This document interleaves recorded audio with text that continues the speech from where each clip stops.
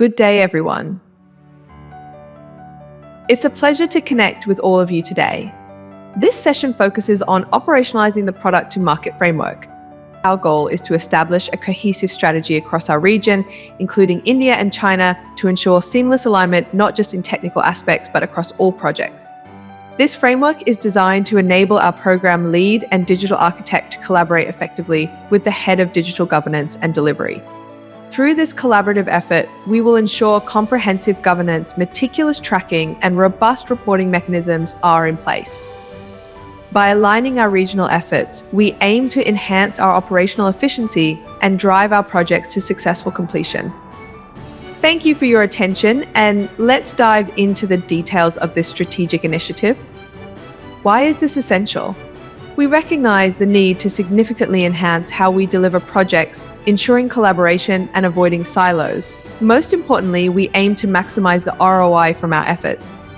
To achieve this, we must continue to standardize our processes and adhere to best practices. Governance is crucial to ensure due diligence before initiating any project. You might wonder if this framework applies locally, regionally, or globally.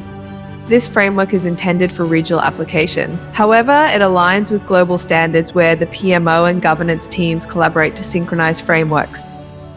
By applying the product to market framework and adhering to governance protocols, we ensure that our resources are optimally utilized for executing projects such as productive operations. The purpose of this framework extends beyond traditional project management. It emphasizes delivery assurance and meticulous due diligence. While the PM will continue to drive and manage projects, governance will focus on strategic alignment and oversight, ensuring our projects align with the business's strategic objectives. Let's return to the basics. This initiative extends beyond technical or corporate technology projects. It's a business-wide endeavor. Our objective is to plan ahead by mapping out the roadmap and focusing on the 4 key pillars. 1. Voice of customer, gathering feedback from both internal and external channels. 2. Our industry impact, staying on top of policy changes and their impact. 3. Competitors' intelligence, staying ahead of our competitors. 4. Market trends, being a technology enabler and staying ahead of market trends. By concentrating on these pillars, we aim to establish a long-term strategy that clearly defines our business goals. This framework reinforces our narrative of strategic alignment, maximizing ROI, and enhancing customer experience where applicable. So, how are we going to achieve this? We will implement this through a straightforward yet methodical approach. Firstly, we are introducing program management. Moving forward, only regional vertical leaders will raise requests, which must then be approved by country leaders. This shift ensures that new requests are funneled through the appropriate channels, with regional vertical leaders responsible for articulating and managing these requirements. We are transforming the current development request portal into an ideas portal. Instead of crowdsourcing requests across the entire organization, only country vertical leaders will have access to raise requests, stipulate ROI, and select among the 7 OKRs. This change fosters a structured dialogue between the idea originator and the country vertical leader, with subsequent approval by the regional vertical leader, thereby ensuring cohesive alignment. For instance, requests from AMS need approval from Andrew Hermes. And upon approval, we will evaluate the request's ROI and decide whether to deprioritize existing projects or allocate alternative resources. If unresolved, the matter escalates to the Asia Task Force for a final decision. Once a request is approved, it enters the governance phase. We have 2 types of governance: functional governance, managed by our PMO team, and technical governance, overseen by our digital architect and head of digital governance and delivery. Following governance, the request transitions into the functional technical work stack, where the solution is developed. Upon solution creation, we proceed to deployment hypercare. We are also introducing a new initiative called Quality of Life. This ensures continuous monitoring, refinement, and enhancement of our launch solutions.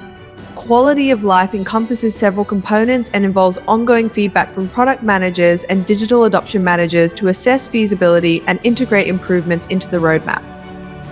When we talk about governance, we have identified 7 key buckets that encompass the entire project framework and its end-to-end lifecycle. Firstly, the project framework covers essential elements such as resource allocation, budget planning, project scheduling, risk management, testing protocols, ED scoping, project phases, and governance structure. Privacy and security are critical components for our business and must be factored into every project. This includes compliance standards, data management, architecture security, data security, cloud hosting, and infrastructure changes. Design and customer experience are also crucial, whether for internal stakeholders, external customers, or even our suppliers. This encompasses UI design, UX design, and adoption processes. Reporting requirements for projects include impact reports, operational reports, cost reports, and, if necessary, customer reports. The sixth bucket is change management, which involves change procedures, communication phases, impact assessment, support, and training.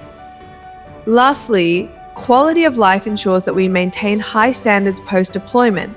This includes country leader support and satisfaction, iterative enhancements, data insights, feature enhancements, and an ongoing feedback loop. It is important to note that all these buckets must be considered even before a project enters the development phase. To reiterate, if there is a new request for FCM Dragon from China, it will go through this comprehensive framework led by our CTO and the product managers. We have established a process with 7 gates that every project or request will pass through. All the relevant documents you see here have been created, and we are currently fine-tuning them based on feedback. Gate 1 begins with ideation.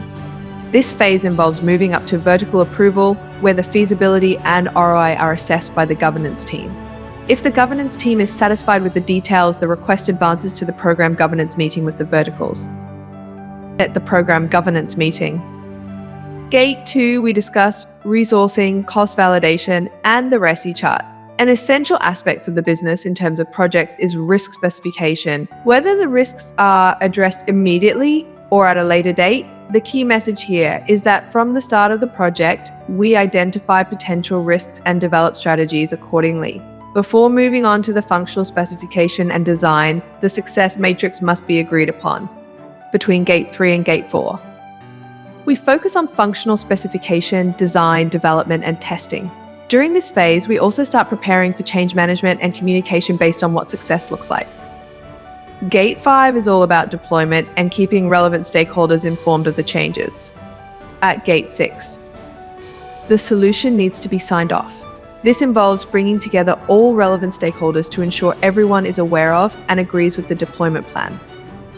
Finally, in Gate 7, we transition into the quality of life call phase to ensure we maintain focus on the deployed solution and continue to refine and enhance it. By following this structured approach, we ensure that every project is meticulously planned, managed, and executed with a focus on alignment, risk management, and continuous improvement. This is the cadences and streams for the governance team to be working with the business so that there is a continuity from there. I'd like to highlight a few key components we are introducing. Firstly, the Ideas Portal, which I will demonstrate shortly, serves as a centralized platform for submitting and managing new requests. We are also implementing a concept called T-shirt sizing. This method helps determine the complexity of a request, the effort required, the necessary resources, and the baseline timeline. T-shirt sizing is invaluable for planning and budgeting within the business. In the new framework, we will introduce intra-department charging. This approach ensures that resource utilization for requests or projects is justified and accounted for financially. From a global alignment perspective, all teams will use Smartsheet to track their projects. This tool provides a unified platform for project management, ensuring consistency and visibility across the organization. Lastly, we have developed testing templates.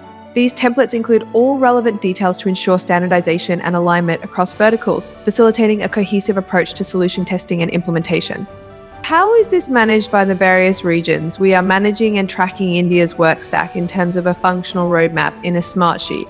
Here, the team is capturing the various platforms, who are involved, who is reviewing it, and the various priorities for the business. This comprehensive approach ensures that every aspect of the project is accounted for from initial ideation to final deployment. How does it get translated for the Asia task force so that they do not have to go down the details? We will be able to provide the Asia task force with an overview of the projects. This overview will include projects flagged by the OKRs defined by the business, indicating whether each project is regional or country specific, along with its start and end dates. By consolidating this information, we enable the Asia task force to get the details they need without delving into every single complex project plan. This high-level summary is designed to provide clarity and facilitate quicker decision-making. To provide an even more holistic overview, the Asia Task Force can view the various projects by OKR's Vartsheet dashboard. This will allow the Asia Task Force to review which projects are a priority, the resources being utilized, which projects are near completion, and which are at risk. This dashboard offers a strategic view showing all critical metrics in one place. By doing so, it helps the task force to identify any bottlenecks or areas needing attention, ensuring that resources are allocated effectively and projects stay on track. By using Smartsheet, we ensure that all teams are aligned and that the Asia Task Force has a clear, concise, and comprehensive view of the project landscape. This method streamlines our processes and enhances our ability to manage and deliver projects efficiently. Specific to the Ideas portal, we have refined and enhanced it. The process starts with the vertical leader needing to complete the relevant details by sections.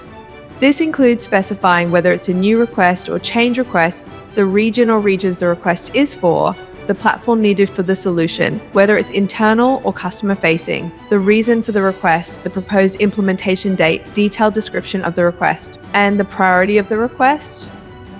More importantly, the vertical leaders must be able to justify the request by selecting from a drop-down menu that ranges from low to very high based on cost per transaction, income per transaction, and/or customer experience calculation. The Ideas portal will auto-calculate and show if the ROI is justified for development assessment.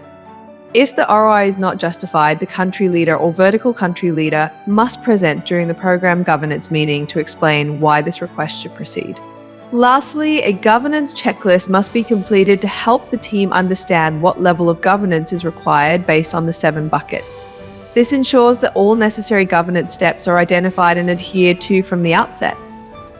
Once the country leader has submitted the request, the country vertical leader will receive a notification via email indicating that it is pending approval. The country vertical leader can then access the request, review it, and approve it.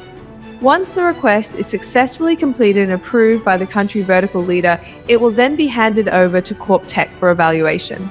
This evaluation includes determining the development days required, the implementation timeline, solution details, and the change management plan. By refining the Ideas portal process, we ensure a structured, transparent, and efficient way of managing requests, aligning them with business priorities, and ensuring that all requests are thoroughly justified and approved before proceeding to the next stage. We had our alignment with Bertrand on 26 July, and now we are reaching out to the various leaders, including the SWAT team. The communication detailing the product to market framework was sent out on 27th July. We will continue the roadshow through this webinar with the Asia Task Force ATF, General Managers, GMs, and everyone else to ensure full alignment and that everyone is on the same page. The goal is for everyone to understand and support the framework. Finally, we will officially launch the Product 2 Market Framework on 19th August. The key messages here are about planning resources effectively, informing the business through change management, and streamlining processes to provide business visibility. Speaking of business visibility, it's crucial that we provide the business with clear visibility of ongoing projects and requests. This information will be loaded into Navigator for central access. Additionally, we will share updates during SWOT meetings and other relevant wider meetings to keep everyone informed. By following this structured approach, we ensure that the Product 2 Market Framework is understood, supported, and effectively implemented across all levels of the organization. To conclude, we are embarking on this journey to ensure excellence in governance, delivery assurance, and strategic alignment. By implementing the Product to Market Framework, we are not only streamlining our processes, but also fortifying our commitment to resource planning, change management, and business visibility. Our mission is to provide clear visibility into ongoing projects and requests, ensuring everyone is informed and aligned. This framework will be centrally accessible through Navigator and regularly updated in SWOT and wider meetings. Together, we will drive forward with purpose, ensuring that every project is meticulously planned, managed, and executed to deliver maximum value. Let's continue to collaborate, innovate, and lead with a unified vision.